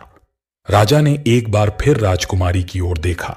वह पहले तो चुप रही, लेकिन जब राजा ने जोर देकर उत्तर मांगा तो उसने धीमे स्वर में कहा, अगर आपकी प्रसन्नता इसी में है तो मुझे कोई आपत्ति नहीं, लेकिन मुझे कम से कम 1 वर्ष का समय चाहिए। मंत्री यह सुनकर व्याकुल हो उठा। उसने तुरंत विरोध किया, लेकिन राजकुमारी अपने निर्णय पर अडिग रही। मंत्री इस डर से चुप रह गया कि कहीं क्रोध में आकर राजकुमारी सच ना उगल दे। आखिरकार उसे मजबूर होकर 1 वर्ष प्रतीक्षा करने के लिए सहमत होना पड़ा। उधर श्रीधर बेचारा तो काल के गाल में समा चुका था, लेकिन उसके जानवर अभी भी गहरी नींद में सो रहे थे। मंत्री राजकुमारी को लेकर चला गया और उसके जाने के कुछ घंटे बाद एक भंवरा उड़ता हुआ वहां आया। वह भिन भिनाते हुए खरगोश के चेहरे पर आकर बैठ गया। खरगोश ने नींद में ही हाथ झटका और उसे उड़ा दिया, लेकिन भंवरा फिर लौटकर उसी स्थान पर बैठ गया। खरगोश ने एक बार फिर उसे भगाया, पर इस बार भंवरा डटा रहा और उसने खरगोश को डंक मार दिया। दांत लगते ही खरगोश दर्द से चीख पड़ा और हड़बड़ा कर उठ बैठा। उसकी चीख सुनते ही लोमड़ी की आंख खुल गई। उसने झटपट भेड़िए को जगाया। भेड़िए ने रीछ को उठाया और रीछ ने शेर को जगा दिया। शेर जैसे ही उठा और उसने चारों ओर नजर दौड़ाई तो उसका गुस्सा 7वें आसमान पर जा पहुंचा। उसने देखा कि राजकुमारी वहां नहीं थी और उसका स्वामी श्रीधर कटे हुए सिर के साथ निर्जीव पड़ा था। यह दृश्य देखकर शेर क्रोध से कांप उठा। उसने गर्जना करते हुए रीछ की ओर घूर कर देखा और गरजते हुए पूछा, यह सब क्या हो गया? तुमने मुझे जगाया क्यों नहीं? रीछ भी भयभीत हो गया। उसने कांपते हुए भेड़िए की ओर देखा और कहा, तुमने मुझे क्यों नहीं उठाया? भेड़िए ने लोमड़ी से यही सवाल किया और लोमड़ी ने खरगोश को दोषी ठहराया। अब बेचारा खरगोश किससे सवाल करता?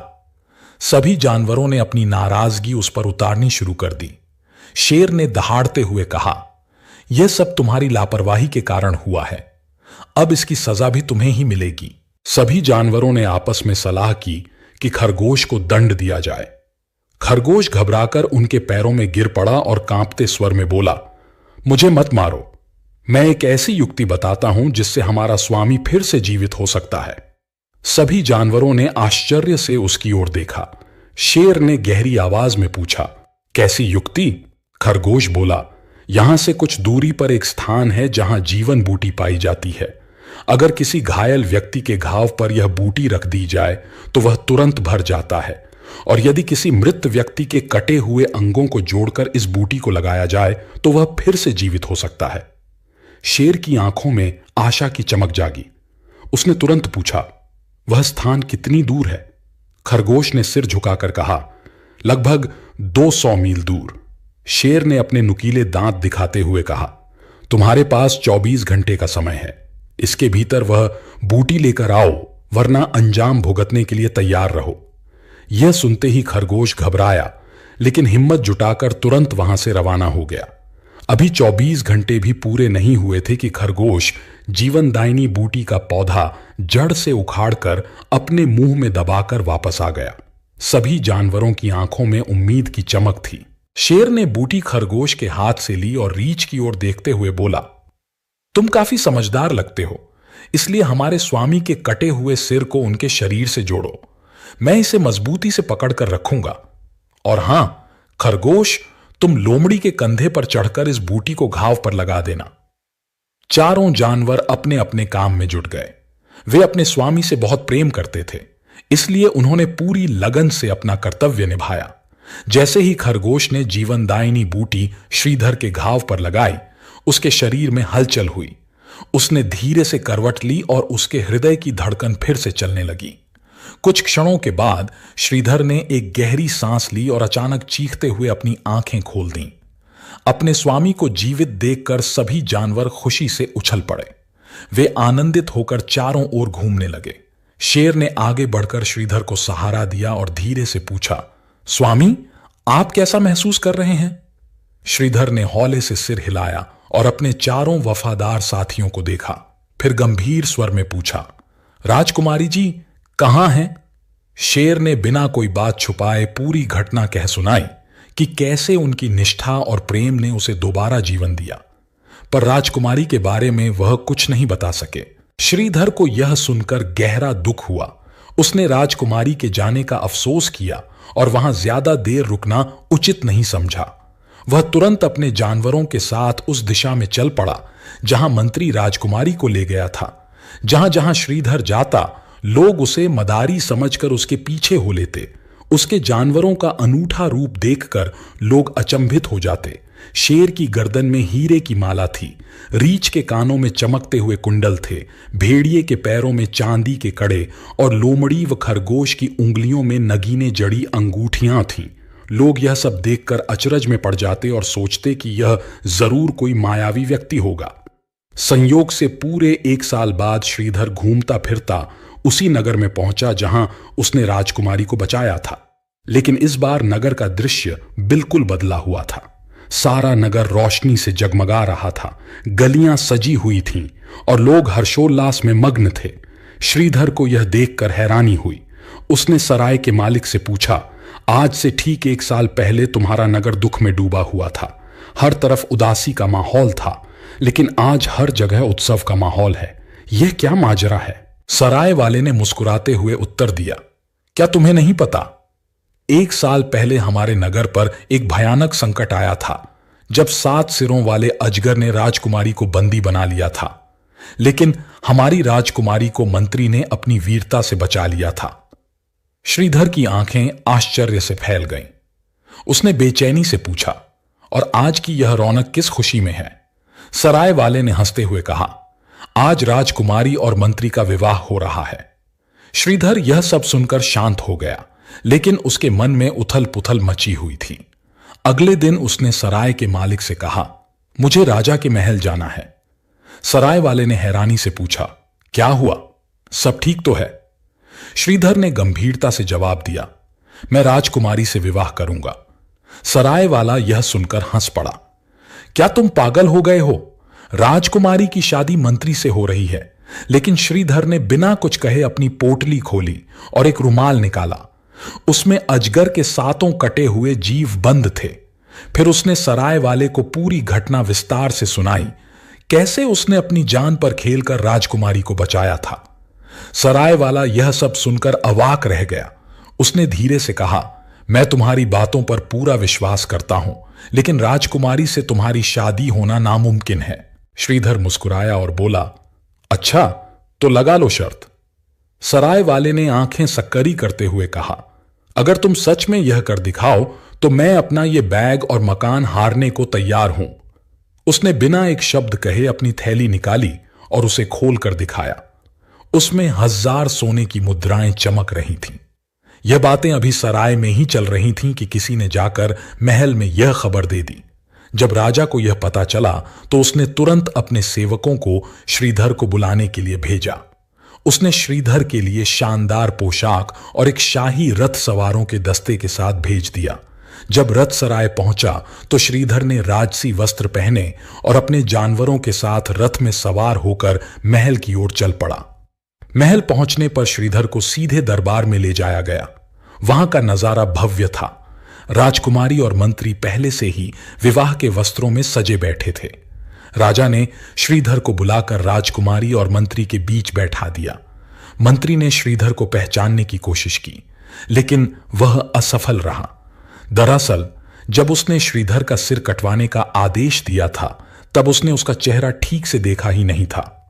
मंत्री ने अपनी बहादुरी साबित करने के लिए दरबार में अजगर के 7 सिर मंगवाए थे। वे सभी सिर वहां सजा दिए गए थे। राजा ने गर्व से श्रीधर की ओर देखा और कहा, देखो, यही उस अजगर के सिर हैं जिसे हमारे मंत्री ने मारा था।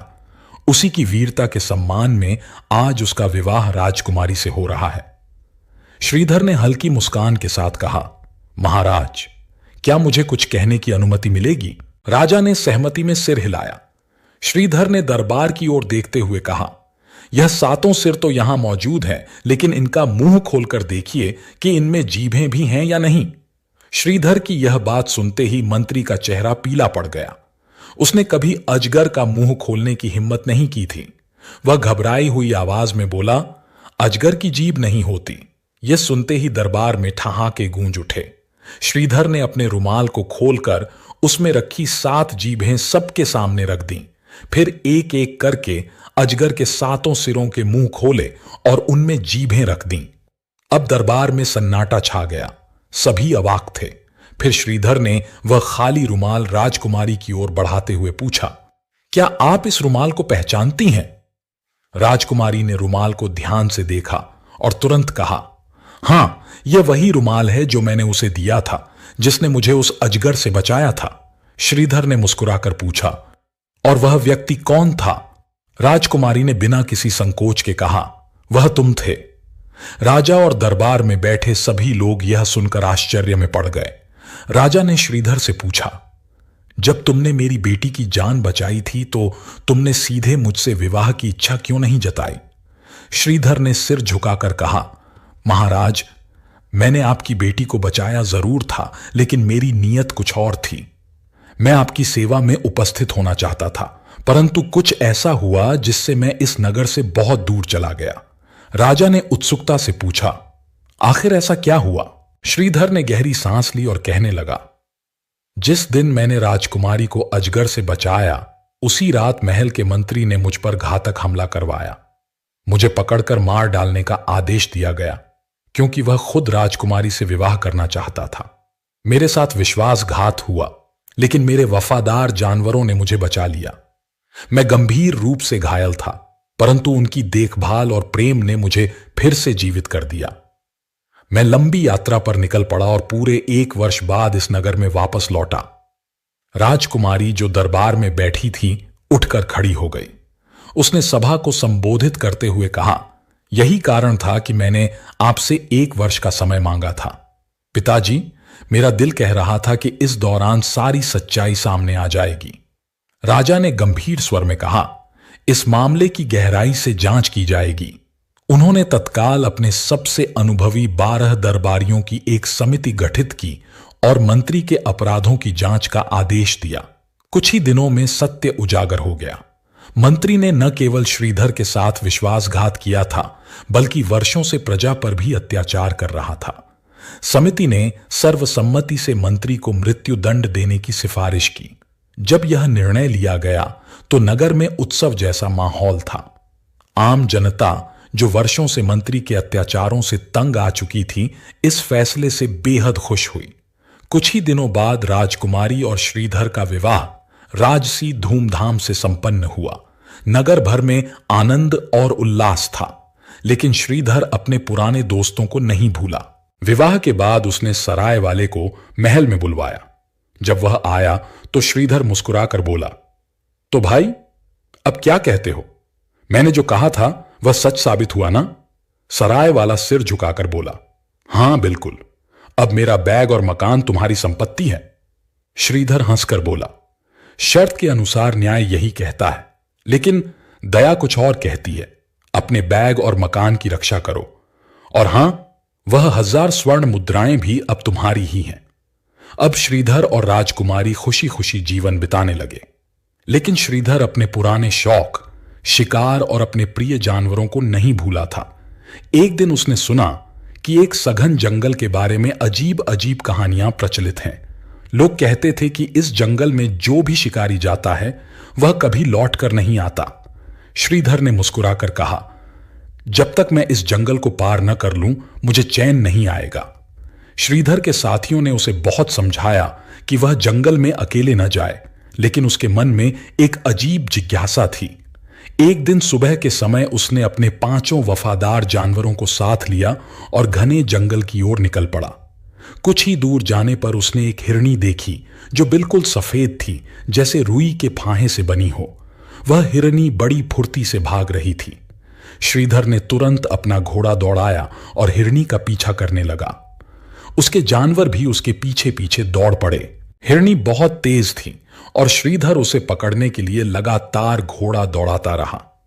भागते भागते वह जंगल में बहुत दूर निकल आया। उसके साथ ही महल में उसकी राह देखते रहे, लेकिन जब सूरज ढल गया और वह वापस न लौटा तो वे घबरा गए। आखिरकार वे अकेले ही महल लौट गए और राजकुमारी को पूरी बात बता दी।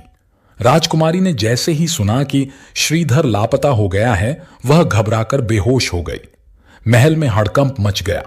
इधर श्रीधर लगातार हिरनी का पीछा करता रहा। कई घंटे बीत गए, लेकिन उसने हिरनी को अपनी आंखों से ओझल नहीं होने दिया। दौड़ते दौड़ते वह बुरी तरह थक चुका था। तभी अचानक उसकी नजरों के सामने से हिरनी गायब हो गई। अब उसे एहसास हुआ कि वह जंगल के बेहद अंदर तक आ गया है। चारों ओर अंधेरा घिरने लगा था। उसने अपनी कमर से सींग निकाला और पूरी ताकत से बजाया, लेकिन दूर दूर तक कोई आवाज नहीं आई। थककर वह घोड़े से उतरा और एक बड़े पेड़ के नीचे ठहर गया। उसके जानवर भी आकर उसके पास बैठ गए। कुछ देर बाद उसने लकड़ियां इकट्ठा की और आग जलाई। आग की गर्मी से हल्की रोशनी फैल गई। अभी उसे बैठे कुछ ही समय हुआ था कि उसे किसी के कराहने की आवाज सुनाई दी। वह चौकन्ना हो गया। उसने चारों ओर नजर दौड़ाई, लेकिन कोई नजर नहीं आया। श्रीधर चौंक गया। उसने ऊपर देखा तो पेड़ की ऊंचाई पर एक बूढ़ी औरत बंधी हुई थी। वह ठंड से कांप रही थी और दर्द से कराह रही थी। ओ बेटा, मेरी हालत बहुत खराब है, ठंड से मेरी जान निकली जा रही है। श्रीधर ने उसे ध्यान से देखा। उसे उस औरत पर दया आ गई। उसने नरम स्वर में कहा, बड़ी मां, अगर तुम्हें ठंड लग रही है तो नीचे आ जाओ, यहां आग जल रही है, इससे तुम्हें गर्मी मिलेगी। बूढ़ी औरत ने डर कर कहा, नहीं नहीं, मैं नीचे नहीं आ सकती, तुम्हारे ये खतरनाक जानवर मुझे मारकर खा जाएंगे। श्रीधर मुस्कुराया और बोला, डरने की जरूरत नहीं है, मेरे जानवर किसी को नुकसान नहीं पहुंचाते। आओ, आग के पास बैठ जाओ, तुम्हें ठंड नहीं लगेगी। बूढ़ी औरत कुछ देर चुप रही, फिर धीरे धीरे नीचे उतरने लगी। दरअसल वह बूढ़ी औरत एक जादूगरनी थी। उसने भयभीत स्वर में कहा, नहीं नहीं, मुझे बहुत डर लग रहा है, मैं तब तक नीचे नहीं आऊंगी जब तक तुम अपने जानवरों की पीठ पर यह लकड़ी की टहनी न छू लो जो मैं नीचे फेंक रही हूं। श्रीधर को उस पर भरोसा हो गया। उसने कहा, ठीक है, टहनी मुझे दे दो। इतना सुनते ही पेड़ से एक सूखी टहनी नीचे गिरी और श्रीधर के पैरों के पास आकर ठहर गई। उसने झुककर टहनी उठा ली और बारी बारी अपने सभी जानवरों की पीठ पर उसे फेर दिया, लेकिन जैसे ही टहनी जानवरों को लगी वे तुरंत पत्थर के बन गए। श्रीधर यह देखकर हैरान रह गया और कुछ समझ पाता इससे पहले ही जादूगरनी तेजी से पेड़ से नीचे उतर आई। वह झपट कर श्रीधर के हाथ से टहनी छीन ली और उसे भी उसी टहनी से छू दिया। टहनी के छूते ही श्रीधर भी पत्थर का बन गया। अब जादूगरनी ने श्रीधर और उसके सभी जानवरों को उठाकर एक गुफा में डाल दिया। वहां पहले से ही कई लोग जादू के प्रभाव से पत्थर बने पड़े थे। इधर महल में राजकुमारी रोज अपने पति श्रीधर के लौटने का इंतजार करती रही, लेकिन दिन बीतते गए, हफ्ते गुजर गए, फिर भी श्रीधर का कोई अता पता नहीं चला।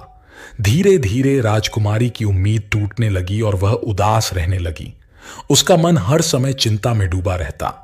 कुछ समय बीत जाने के बाद श्रीधर का भाई सुकेश भी घूमते फिरते उसी शहर में आ पहुंचा। सबसे पहले वह उस जगह गया जहां दोनों भाइयों ने विदा होते समय एक पेड़ में चाकू गाड़ा था ताकि एक दूसरे की हालत का अंदाजा लगा सकें। सुकेश ने देखा कि जिस दिशा में श्रीधर गया था वहां की ओर गड़ा चाकू जंग से ढक चुका था, लेकिन पूरी तरह नहीं। इससे उसे समझ आ गया कि श्रीधर मरा तो नहीं, लेकिन किसी बड़ी मुसीबत में जरूर फंस गया है। जब सुकेश शहर के दरवाजे पर पहुंचा तो वहां के दरबान को लगा कि शायद राजकुमार श्रीधर लौट आया है। वह तुरंत महल की ओर भागा और जाकर खबर दी, राजकुमार अपने 5 जानवरों के साथ लौट आया है। यह सुनकर महल में हड़कंप मच गया। सभी को पहले तो आश्चर्य हुआ, फिर खुशी भी हुई। राजा ने तुरंत अपने सेवकों को भेजा कि वे राजकुमार को सम्मानपूर्वक महल में ले आएं। इधर सुकेश ने देखा कि बहुत सारे सिपाही उसकी ओर बढ़ रहे हैं। पहले तो वह डर गया, लेकिन फिर उसे पूरा मामला समझ में आ गया। वह चुपचाप उनके साथ महल की ओर बढ़ने लगा। सुकेश ने मन ही मन सोचा, इस समय मुझे अपने भाई की जगह लेनी चाहिए। बाद में जब सच्चाई का पता चलेगा तब मैं उसे बचाने का उपाय कर लूंगा। महल पहुंचने के बाद उसका भव्य स्वागत हुआ। राजकुमारी को भी पूरा विश्वास हो गया कि यही उसका पति श्रीधर है। जब वे दोनों अकेले हुए तो राजकुमारी ने इतने दिनों तक दूर रहने की शिकायत की। सुकेश ने सहजता से जवाब दिया, मैं जंगल में रास्ता भटक गया था, अब जाकर सही रास्ता मिला, तभी यहां आ पाया। कुछ ही दिनों में उसने श्रीधर के साथ हुई घटनाओं का पूरा हाल जान लिया। उसे यह भी पता चला कि जंगल में जादू का प्रभाव है। अब वह निश्चय कर चुका था कि वह अपने भाई को बचाने के लिए उसी जंगल में जाएगा। कुछ दिन बाद सुकेश ने कहा, मैं शिकार करने के लिए फिर उसी जंगल में जाऊंगा। बूढ़े राजा और युवा राजकुमारी ने बहुत समझाने की कोशिश की कि वह वहां न जाए, लेकिन सुकेश अपनी जिद पर अड़ा रहा। अगली सुबह वह अपने भाई की तरह 5 जानवरों को साथ लेकर जंगल की ओर चल पड़ा। जंगल पहुंचते ही उसे भी वहीं सफेद हिरणी दिखाई दी और वह उसके पीछे दौड़ पड़ा, लेकिन शाम तक भी वह हिरणी को पकड़ नहीं सका। रात हुई तो वह उसी पेड़ के नीचे आराम करने के लिए लेट गया जहां उसके भाई ने आग जलाई थी। सुकेश ने भी वैसे ही आग जला ली। थोड़ी देर बाद उसने किसी औरत की कराहने की आवाज सुनी। सुकेश ने गर्दन उठाकर देखा तो उसकी नजर जादूगरनी पर पड़ी। बूढ़ी मां, अगर तुम्हें ठंड लग रही है तो नीचे आ जाओ और आग सेंक लो, सुकेश ने कहा। नहीं, मैं नीचे नहीं आऊंगी, तुम्हारे खतरनाक जानवर मुझे काट खाएंगे, जादूगरनी बोली। मेरे जानवर तुम्हें कोई नुकसान नहीं पहुंचाएंगे, सुकेश ने भरोसा दिलाते हुए कहा। बूढ़ी जादूगरनी बोली, मैं तुम्हें यह टहनी देती हूं, अगर तुम इसे अपने जानवरों पर फेर दो तो मैं नीचे आ जाऊंगी। सुकेश को उसकी यह बात सुनकर थोड़ा अचरज हुआ। उसने जादूगरनी से कहा, मैं तुम्हें अपने जानवरों पर पूरा अधिकार देता हूं, तुम खुद नीचे आओ और जो करना चाहो करो, लेकिन अगर अब भी नीचे नहीं आई तो मैं तुम्हें पकड़ने ऊपर आऊंगा। जादूगरनी हंसते हुए बोली, वाह, बहुत अच्छा, लेकिन अगर तुम मुझे पकड़ना भी चाहो तो पकड़ नहीं सकते। अच्छा, तो अब देखो, सुकेश ने मुस्कुराते हुए कहा और अपनी बंदूक उठाकर निशाना साध लिया। लेकिन लोहे की गोली का जादूगरनी पर कोई असर नहीं हुआ। वह ठहाके लगाकर हंसने लगी। तुम तो अच्छे शिकारी नहीं लगते, पहली ही गोली बेकार चली गई। पहली बार निशाना चूकने पर सुकेश को बड़ा अफसोस हुआ, लेकिन उसने हिम्मत नहीं हारी। उसने दोबारा बंदूक भरी और इस बार अपने कपड़ों से एक चांदी का बटन निकालकर उसमें डाल दिया। फिर उसने जादूगरनी की ओर निशाना साधते हुए कहा, तो अब बच के दिखाओ। जैसे ही गोली लगी, जादूगरनी चीखती हुई पेड़ से नीचे गिर पड़ी। सुकेश तुरंत उसके पास पहुंचा और उसके सीने पर पैर रखकर गरजते हुए बोला, दुष्ट औरत, अगर तूने सच सच नहीं बताया कि मेरा भाई कहां है तो मैं तुझे जलती आग में फेंक दूंगा। जादूगरनी घबराई हुई थी। उसने डरते हुए कहा, ठीक है, मैं तुम्हें सब कुछ बता दूंगी। सुकेश ने गरज कर कहा, तो जल्दी बता, मेरा भाई और उसके जानवर कहां हैं? जादूगरनी ने कांपती आवाज में कहा, वह इस गुफा के अंदर है, लेकिन अब वह पत्थर का बन चुका है। उसके जानवर भी पत्थर बन गए हैं।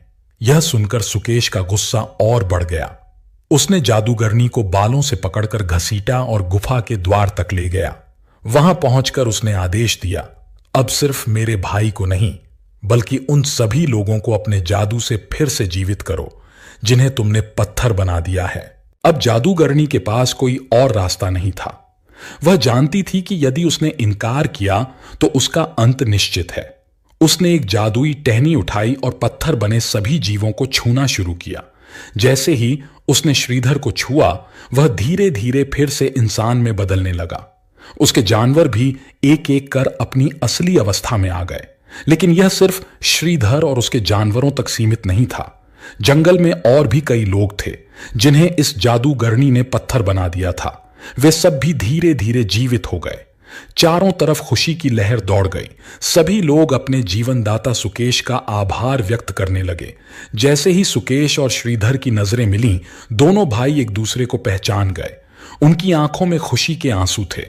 वे दौड़कर एक दूसरे से लिपट गए और भावुक होकर बोले, मेरे भाई, तुम सही सलामत हो, लेकिन अभी एक आखिरी काम बाकी था।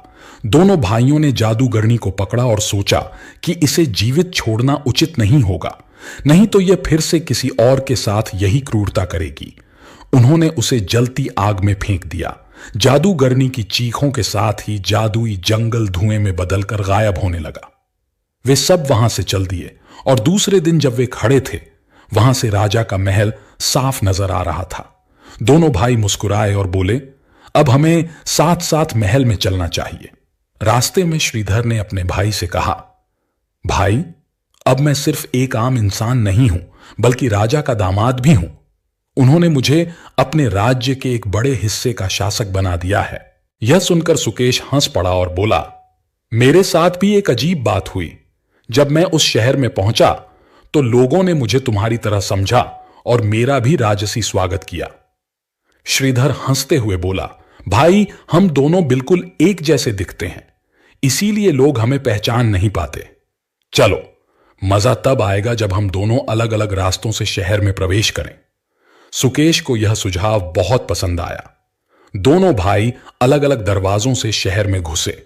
जब वे अपने अपने दरवाजों से शहर में पहुंचे तो दोनों दरबानों ने उनका स्वागत किया और उनके आगे आगे चलने लगे। जैसे ही वे महल पहुंचे, दोनों दरबानों ने एक साथ ऊंची आवाज में घोषणा की, राजकुमार महाराज अपने जानवरों के साथ वापस आ गए हैं। राजा यह सुनकर आश्चर्यचकित रह गए। अजीब बात है, मेरा दामाद एक ही समय पर दो अलग अलग दरवाजों से कैसे आ सकता है। जब वे दोनों राजा के सामने पहुंचे तो शक्ल एक जैसी होने के कारण राजा उन्हें पहचान ही न सके कि उनका दामाद कौन है। उन्होंने तुरंत राजकुमारी को बुलाया और पूछा, बेटी बताओ, इनमें से तुम्हारा असली पति कौन है। राजकुमारी कुछ क्षणों के लिए उलझन में पड़ गई। उसके सामने दो युवक खड़े थे। दोनों एक जैसे दिखते थे। दोनों के हाव भाव और पहनावा भी एक जैसा था। दरबार में मौजूद सभी लोग सांस रोककर यह देखने के लिए खड़े थे कि राजकुमारी अपने असली पति को कैसे पहचानेगी। लेकिन तभी राजकुमारी को कुछ याद आया। उसने एक मुस्कान के साथ अपने चारों ओर नजर घुमाई। उसकी नजर श्रीधर के पीछे खड़े उसके जानवरों पर पड़ी। वे सभी वही निशानियां पहने हुए थे जो राजकुमारी ने उन्हें दी थी। शेर की गर्दन में वही माला थी, भालू के पैरों में वही कड़े चमक रहे थे, भेड़िए के पैरों में वही चूड़ियां थीं और खरगोश तथा लोमड़ी ने वही छोटी छोटी रंगीन पट्टियां पहनी हुई थीं। राजकुमारी को अब कोई संदेह नहीं था। उसने आत्मविश्वास से श्रीधर की ओर उंगली उठाई और बोली, पिताजी, यही है मेरे पति। दरबार में एक क्षण के लिए सन्नाटा छा गया। फिर अचानक जय जयकार की आवाजें गूंज उठीं। राजा, दरबारी और नगर के लोग राजकुमारी की बुद्धिमानी पर मुग्ध हो गए। श्रीधर मुस्कुराए और राजकुमारी की ओर देखकर बोले, तुमने बिल्कुल सही पहचाना। इसके बाद दोनों भाई खुशी खुशी गले मिले। सुकेश भी बहुत प्रसन्न था कि उसे अपना भाई वापस मिल गया। राजा ने श्रीधर और सुकेश की वीरता और साहस की सराहना की। उन्होंने पूरे नगर में घोषणा करवाई कि इन दोनों भाइयों ने न केवल जादूगरनी के अत्याचार से निर्दोष लोगों को बचाया, बल्कि सत्य और न्याय की रक्षा भी की। समय बीतता गया। श्रीधर और राजकुमारी ने सुख शांति से अपना जीवन व्यतीत किया। सुकेश को भी एक योग्य राजकुमारी से विवाह करके एक नए राज्य का शासक बनाया गया। उस राज्य में हमेशा के लिए अमन और खुशी का माहौल छा गया। दोस्तों, कर्म हमारे जीवन के बीज हैं जो हमारे भविष्य को आकार देते हैं। जैसे किसान अपने खेत में अच्छी बीज बोता है, वैसे ही हमें अपने कर्मों में सदाचार, प्रेम और दया बोनी चाहिए। परंतु अगर कभी हम भूल जाएं और गलत रास्ता पकड़ लें तो घबराना नहीं चाहिए, क्योंकि पश्चाताप और सच्चे प्रयास से हम अपने कर्मों को सुधार सकते हैं। श्री कृष्ण ने हमें यह भी सिखाया है कि कर्म में फल की आसक्ति छोड़कर कर्म करना ही मोक्ष का मार्ग है। इस जीवन में न्याय का एक गहरा नियम है, जैसा कर्म करेंगे वैसा फल मिलेगा। और यह नियम ब्रह्मांड के सबसे बड़े न्यायाधीश की तरह है।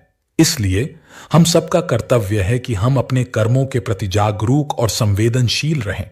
तो याद रखिए, बुरे कर्मों की सजा कब मिलती है? जब वह आनी होती है तो वह निश्चित रूप से आती है, और उसका उद्देश्य होता है हमें सुधारना, ना कि केवल दंडित करना। इसलिए अपने कर्मों को अच्छी दृष्टि से चुनिए, क्योंकि यही जीवन का सबसे बड़ा सत्य है। अंत तक बने रहने के लिए और मुझे सुनने के लिए धन्यवाद दोस्तों। मिलते हैं अगली वीडियो में एक नई सीख के साथ। खुश रहिए, अपना ख्याल रखिए। जय श्री कृष्णा।